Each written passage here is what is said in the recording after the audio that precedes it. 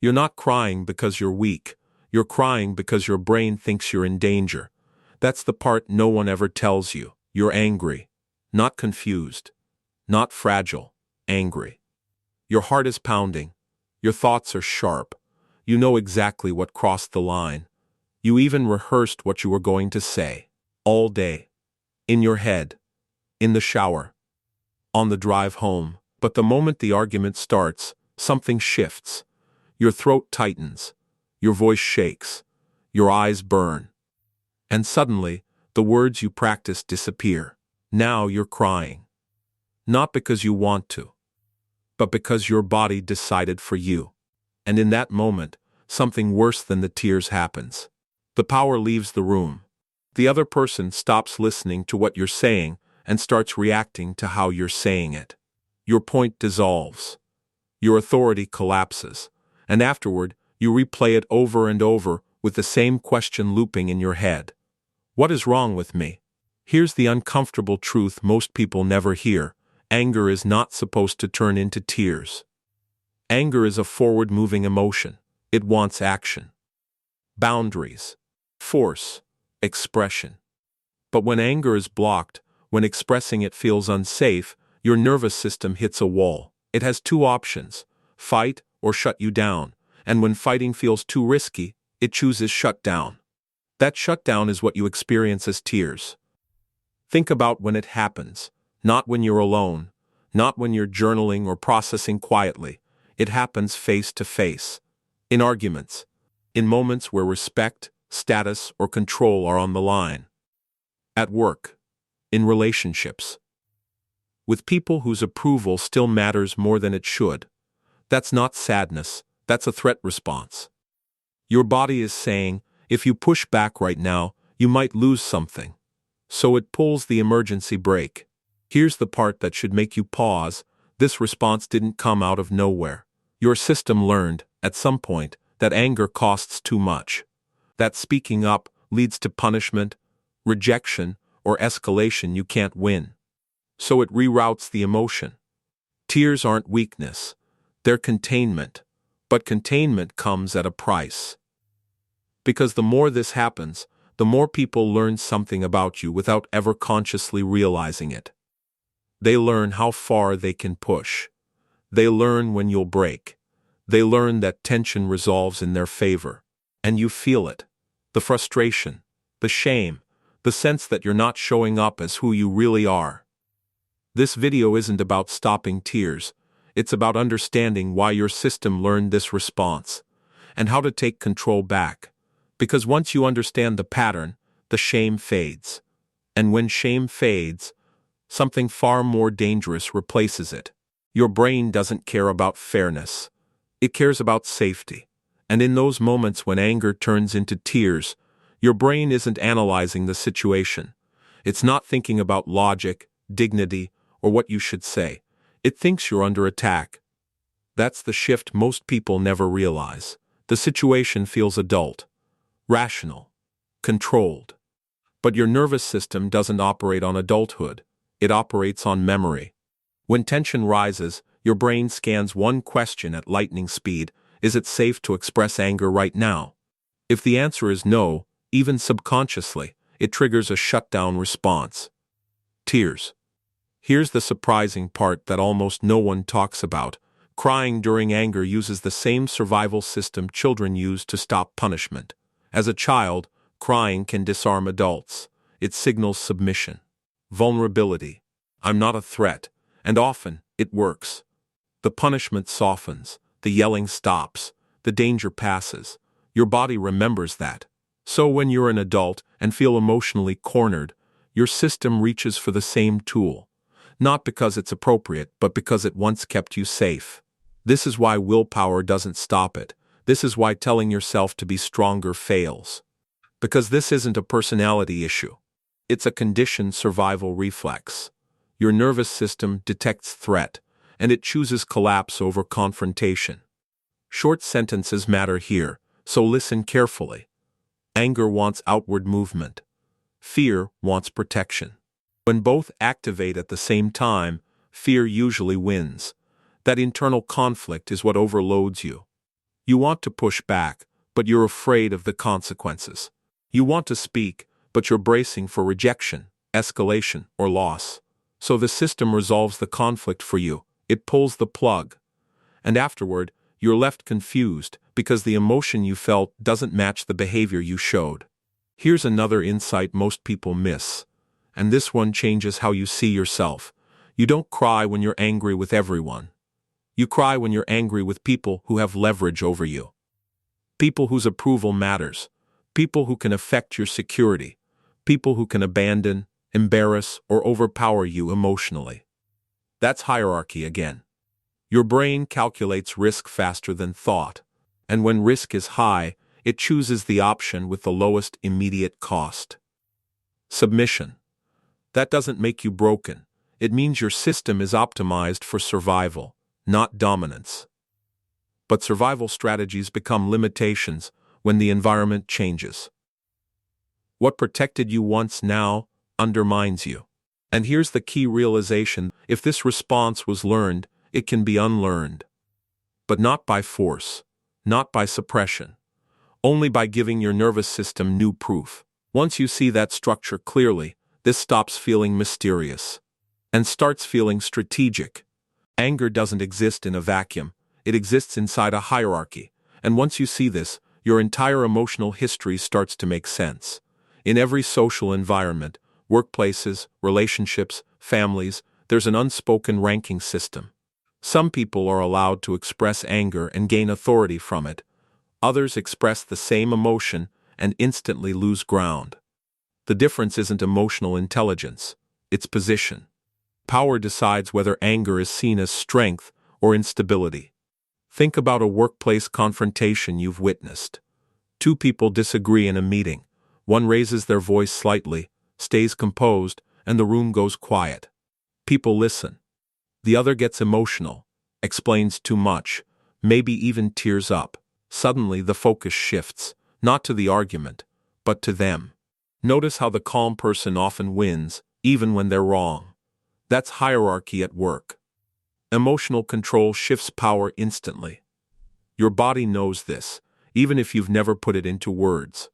When you're lower in the hierarchy, or feel that way, your nervous system treats anger as dangerous. It predicts consequences. Retaliation, loss of status, rejection. So instead of pushing outward, the emotion collapses inward. Tears stabilize the hierarchy. They end the confrontation fast, at your expense. Here's where tension enters. Most people think power is about being right. It's not. Power is about who controls the emotional temperature of the room. The person who stays calm under pressure silently forces others to react to them. And reaction is submission. This is why emotional control is so threatening. It exposes who actually has leverage. Look at relationships. When one person gets angry and stays grounded, the other often scrambles to explain, to apologize, to fix. But when anger comes with tears, the dynamic flips. The conversation becomes about reassurance, not accountability. Again, the hierarchy stabilizes. The issue disappears. The pattern repeats. At this point, many people make a dangerous assumption.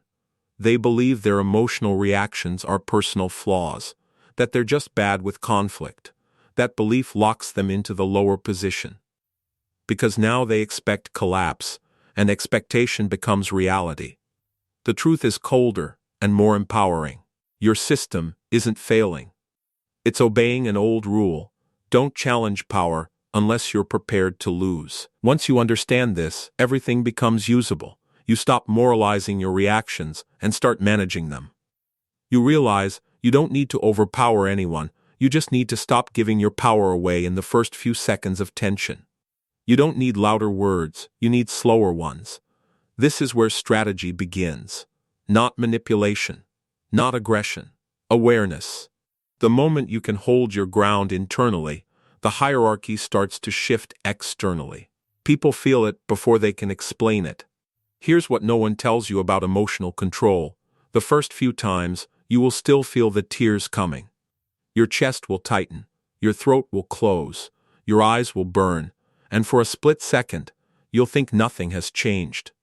But something will feel different. This time, you'll notice it happening. That awareness alone already changes the outcome. Before, the tears felt like a betrayal, something that hijacked you without warning. Now you recognize the sequence, the pressure, the internal conflict, the moment your body tries to resolve danger by collapsing, and instead of panicking, you pause, not to suppress, just to observe.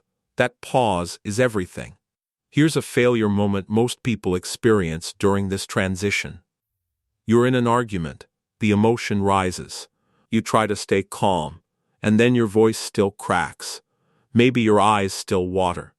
You don't feel powerful yet, and that's okay. Because the win isn't that you stayed perfectly composed. The win is that you didn't rush to end the tension. Previously, you would have explained yourself, apologized prematurely, backed down just to make the feeling stop. This time, you don't. You breathe. You let the silence sit for one extra second, then another, and something subtle shifts. The other person starts filling the space, talking more, defending themselves, clarifying. You haven't said anything new, but the dynamic is already different. Because awareness slowed your reaction.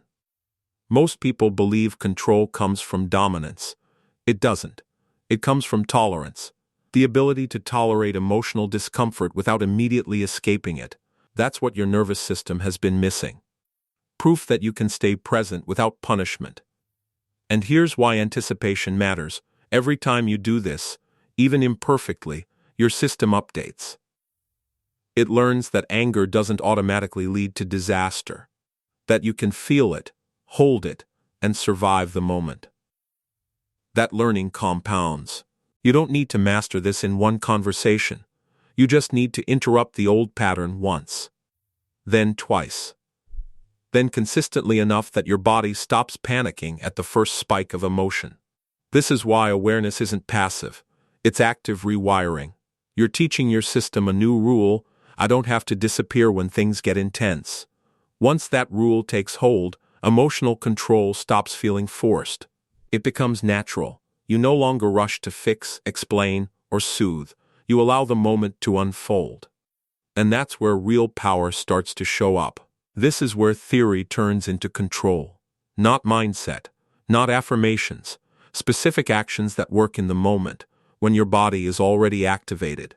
Start with your breathing, but not the way people usually explain it. Don't take deep breaths. That's vague. Instead, slow your breathing and lower your voice by about 20%. Even if you say nothing, let your exhales be longer than your inhales. This tells your nervous system one thing: I'm not in danger. And the moment your breath slows, the urge to discharge through tears weakens. Next, pause before you speak. Not dramatically, just long enough to feel slightly uncomfortable. Silence creates pressure, and pressure reverses dynamics. Most people rush to speak because silence feels like losing control. In reality, silence forces the other person to carry the emotional weight. They fill the gap, they explain, they reveal. You don't need to dominate the conversation, you just need to stop rescuing it. Here's a technique that feels counterintuitive, but works fast. Look slightly away when emotion spikes. Not down, not submissive, just off-center. Direct eye contact increases emotional intensity and accelerates reactions. By softening your gaze, you lower stimulation. This gives your system time to stabilize without signaling weakness. It's subtle, but it changes everything. Now the most important tool, one almost no one uses correctly. Delay resolution. When you feel tears rising, your instinct is to finish the conversation immediately. To get understanding now, closure now, relief now. That urgency is what collapses you. Instead, say one sentence: I'm going to come back to this later. Then stop. This teaches your nervous system that anger doesn't require instant release to be safe. Here's the psychological trick that gives this real power. When you delay, you're not avoiding. You're choosing timing. And timing is leverage. The person pushing you loses momentum. the emotional frame resets. You regain internal control without confrontation. One more unexpected move: keep your body still. Don't fidget. Don't nod excessively. Movement leaks emotion. Stillness contains it. You don't need rigid posture, just grounded presence. Feet planted, shoulders relaxed, jaw unclenched. Stillness communicates stability at a level words never reach. These techniques aren't about suppressing emotion. They're about preventing emotional overflow. You're not killing anger, you're structuring it. And once you experience this even once, when the tears don't take over, when the moment bends slightly in your favor, you'll realize something important. Power isn't loud. Power is regulated. At some point, this stops being something you do and becomes something you are, not because you forced discipline, not because you memorized techniques, but because your nervous system finally learned a new rule: pressure no longer equals danger. One day, maybe sooner than you expect, someone will try to provoke you. They'll use the same tone, the same tactics, the same emotional pressure that used to make your chest tighten and your voice betray you. And for the first time, they'll see nothing. No rush to explain, no collapse, no emotional leakage. Just presence. You'll feel the anger rise, but it won't hijack you. It will stay contained, grounded, usable. Your breath will slow on its own. Your posture will stay relaxed. The moment won't escalate, because you won't feed it. And something subtle, but decisive, will happen in real time. The power will shift. Not dramatically, quietly. They'll start talking more, clarifying, softening their position. You won't have to dominate or prove anything. Your stillness will do the work for you. This is the moment you realize something important. This was never about becoming tougher or colder. It was about becoming unavailable for emotional manipulation. This is the identity shift. You are no longer someone who reacts under pressure. You are someone who chooses timing, chooses response, chooses when emotion is expressed and when it's held. You don't rush to be understood. You don't rush to end discomfort. You trust yourself to handle tension without escaping it. Emotion doesn't disappear when this happens. It matures. You still feel deeply, but you feel privately, without giving the moment away. Tears, if they ever come, are no longer weapons others can use. They're processed later, in solitude, without costing you respect or control. And here's the transformation most people don't expect until it's already happening. The world responds differently to you. People push less. They interrupt less. They test you less. Not because you became intimidating, but because you became solid.